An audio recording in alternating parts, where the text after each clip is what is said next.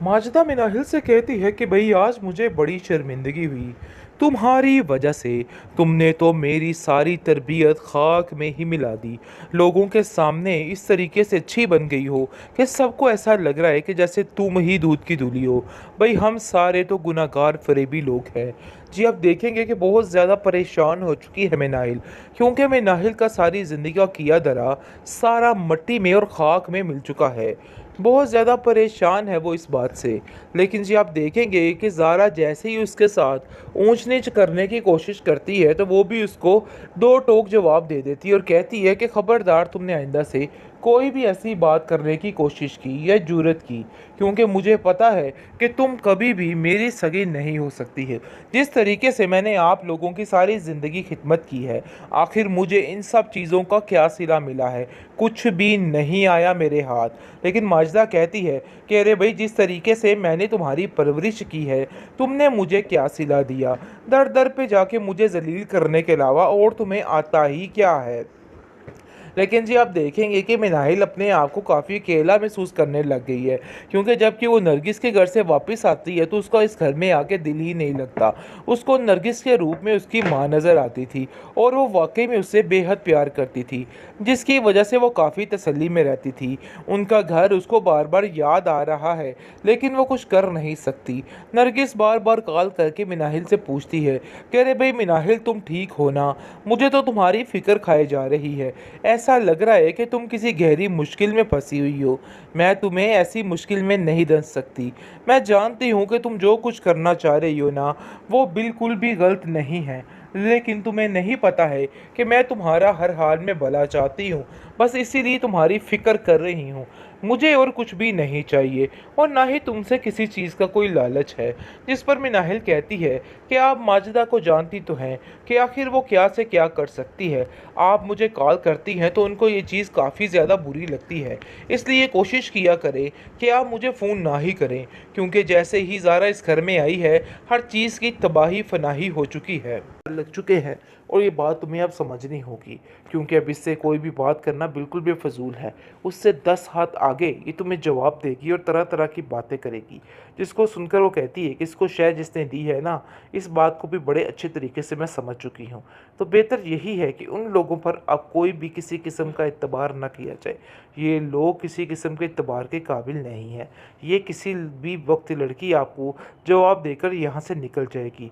तो बेहतर यही है कि इसकी लगामें ज़रा खींच के रखें।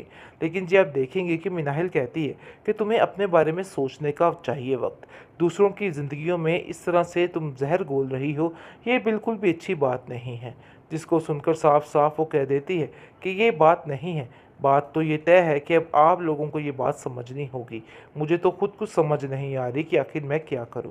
मिनाहिल की परेशानी में दिन ब दिन मज़ीद इजाफा होता जा रहा है, क्योंकि ये लोग उसको इस कदर तंग कर रहे हैं कि बार बार टाने टिशने और फजूलियात करके उसका दिमाग खाया जा रहा है। और उसको खुद कुछ समझ नहीं आ रही कि आखिर इन लोगों का हल क्या होगा, क्योंकि अब वो काफ़ी परेशान हो चुकी है और थक हार चुकी है। लेकिन जी आप देखेंगे कि हिम्मत नहीं छोड़ती है, क्योंकि वो जानती है कि उसको हिम्मत नहीं छोड़नी है और इन लोगों का डटकर मुकाबला करना है। क्योंकि इन लोगों का मुकाबला ना किया गया तो ये लोग सर पे चढ़ के सवार हो जाएंगे, जिसकी वजह से उसको सोच समझ कर हर कदम यानी कि फूक फूक कर रखना होगा। क्योंकि ज़ारा हाथ धो के पीछे पड़ चुकी है उसके और कहती है कि मुझे तो समझ नहीं आ रही कि आखिर इन लोगों को मिनाहिल में नज़र क्या आता है, जो हर वक्त उसकी कोई ना कोई बात लेकर कोई ना कोई खूबी लेके आगे बात बनाकर पेश कर देते हैं। वलीद अपनी माँ से साफ साफ कह देता है कि अब हमें मिनाहिल का ध्यान रखना होगा। हम उसे इस तरह बेआसरा इन लोगों पे नहीं छोड़ सकते। जिस पर मिनाहिल कहती है कि चाहे जो कुछ मर्जी हो जाए, मुझे रहना तो उन्हीं लोगों में है, क्योंकि वो जान चुकी है कि यहाँ पे मामले कभी भी ठीक नहीं हो सकते, बल्कि मामलात ख़राब ही होंगे। उसके लिए काफ़ी ज़्यादा परेशानी पड़ चुकी है। उसको समझ नहीं आ रही कि वो करे तो क्या करे।